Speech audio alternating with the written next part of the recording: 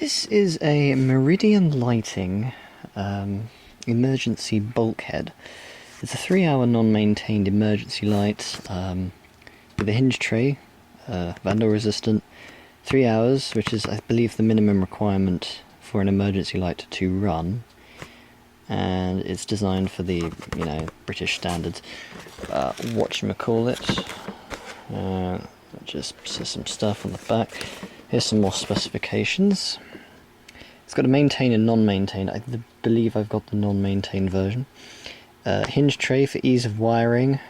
That's good. Suitable for indoor-outdoor because it's IP65 waterproof. That I didn't expect from a fluorescent fitting. It's vandal resistant, but no vandals are going to be getting it unless you count someone I know. White body, like most of them, unless they've gone yellow due to age. 240 volts because it's British. 3 hours. It does have a bulb included. It's an 8-watt T5 fluorescent bulb, and those are the dimensions. And once again, it is designed for English Standard EN 60598-2-22 by CED. So I don't know if the company is Meridian or CED, but it's one of the two. And we're going to be unboxing it because I'm trying to make less computer content personally. I think I like it, but I think I'm doing too much, so I'm going to be doing an unboxing to, switch things up a little bit. So I'm going to be quite careful with this because this is glass. There is glass in here. I don't want to break it. There it is. Now, out in the wild, emergency lights don't seem that big. Emergency lights are quite small. However, in person, with one on my lap, they're humongous! The sheer size of it. Right, let's get this out the bubble wrap. Get a better look at it. Here's the manual for it. I'll read that later, because no one human reads manuals. Comes with these little stickers that you can stick on the front if it's an emergency fitting with a multi-directional arrow. You just stick the arrow wherever it goes. In my case, it's going to be replacing that sign up there. So the arrow needs to be pointing downwards because it's pointing to a door, which is the exit route. So that's good. I think it comes with 4 or some stickers, so I believe if you change your mind later down the line, you can replace the stickers or whatnot. That's cool. Here's the lamp itself. It's, like I said before, a bit of a chunky little fellow. It's about... It did say what the dimensions were. It is 368mm by 118 by 89mm. So, again, it's a bit of a chunky fellow. Here's some more self-contained, fitting without rest mode. So this is a non-maintained fixture. So when the power is cut, this will come on and illuminate the exit route. Or if you're not using this as an exit sign, it'll be mounted to the ceiling, most likely, and it'll just light the room up as, again, part of an exit route, unless you don't want to exit the building. If it's not a fire situation, in theory it just keeps the room illuminated so you can see what you're doing, and you don't injure yourself.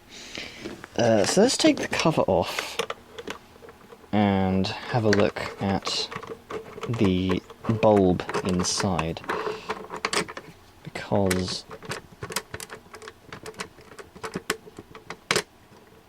I'm really into emergency lights now, so it was only a matter of time before I decided to spend money on it.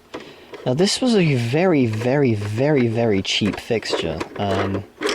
It was only £5, and I think it's very much worth the money. So, pulling the fluorescent bulb out, it's unbranded, unfortunately. It's not anything special, it is just a Chinese 8-watt T5 bulb.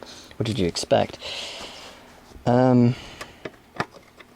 There's the charging LED, that will light up green. I think this light is from the age where they would all be green rather than red. Red lights are commonly found on older not so compliant fittings. I mean, they are compliant because they work, but I don't know if there's like a requirement for the amount of lux these fittings need to produce in order for them to pass safety checks or whatever, because they need to illuminate a certain amount of room. I think the minimum requirement is 15 lux, or 5 lux, I'm not sure. I think when fluorescent bulbs are brand new, like this one, they should be fairly bright. Otherwise, they will once they've started to burn out, they will get quite dim, and that's when lights are commonly replaced. Back in the day, you just replaced the tube, but nowadays LEDs are all the rage. So these are most likely going to be lobbed in the bin. So I was quite lucky to get myself a fluorescent one, because all of the ones on Amazon are LED and very expensive. So this was a nice cheap £5 fixture. So we're going to take the screws off here and here. I don't actually know how you disassemble this, I'm just winging it. It screws into plastic, which isn't good for constant opening and closing. Oh yeah, I did say it was hinged. Oh, there we go, and there's the inside. That's all there is to it. You got a battery, you got your fluorescent anode and cathode connected into this terminal block here. Your gear tray, which is what these are called. There's your wiring, your live, your neutral, your earth, if you're earthing it. I don't have any earthed cable, I'm going to just be using twin core cable I snipped off a DVD player years ago. There's the battery. Now, I believe, if I can get this right, I don't know if the battery is charged or not.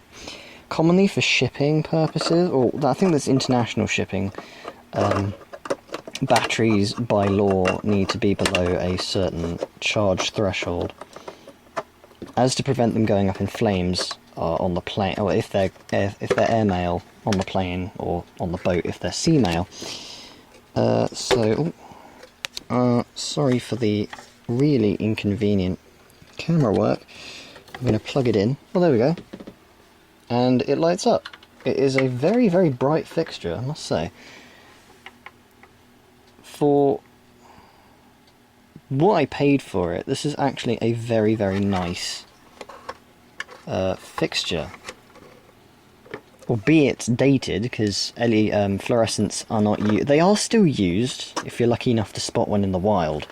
But most buildings that are undergoing renovation, I believe there is a requirement that they have to be LED now, which is sad. But, you know, that's the future. Things are always moving forward. But I'm lucky myself, I've got a fluorescent one. And this is mine. I can do what I want with it. I don't have to just oogle over ones I found in the wild anymore and say, oh no, they've ripped it out and replaced it. I can just say, ha, they're not going to get to this one because this is mine. So, once again, here's the wiring, your earth, neutral. It has a voltage thing, which is weird because it says 220 to 240 volts input here, but it says 230 to 240 inputs. So, makes no sense. The model number for this lamp is E8NM3. And it does say it's rated for IP65 because, if I close this again, there is a rubber bung all around, so I can theoretically, if I want to, stick this outside. However, in theory, I don't really understand why emergency lights are put outside. I have seen them be put outside, but they're usually under underpasses and areas of roofing. Some are in the wild. I found one the other week that was covered with poison ivy, so it wasn't really working very well. It was quite dirty. But this one I am going to keep indoors, and I'm going to... At first I was expecting this to be quite light, but this is actually fairly heavy. I was going to mount it above the door, but now I'm not sure how I'm going to mount it, because there is a window, which, like most 1970s houses, I believe it's to let light in. I think this house is either built in the 70s or built in the 60s. You know, Artex, popcorn ceiling, you do the math. But yeah, this is... was going to go above the door, but now I might have to put it on the wall and change the arrow direction. I don't know, I'll figure it out. Even if I have to mount it to the door, it'll work. I just need to find somewhere secure where it won't, you know, come off. I was going to just use double-sided tape, but yeah, I don't think the weight of this thing, because this is a solid piece of aluminium, I think. Yeah, inside a plastic shell. The hinges, I believe, are plastic. Yeah, they're ethylene or something.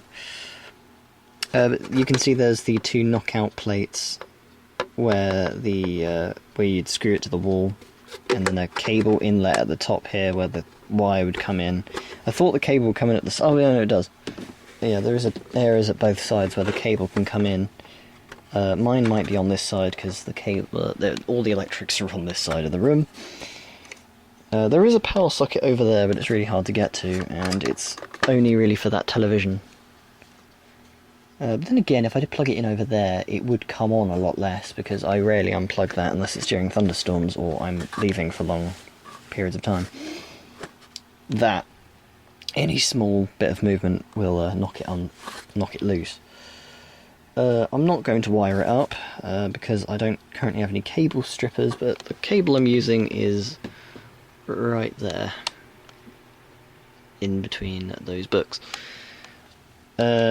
I'll wire it up later, but for now, this is the Meridian lighting, model number E8NM3, that's just arrived, and hopefully it will be serving alongside some others. I want to get an exit sign, a proper one, a box, at one point. It'll be serving it along with its buddies in the near future, because I want to mount at least an emergency light and an exit sign, or two, maybe. Who knows? I'll see what time happens in the future. But for now, this is my emergency light. Signing off.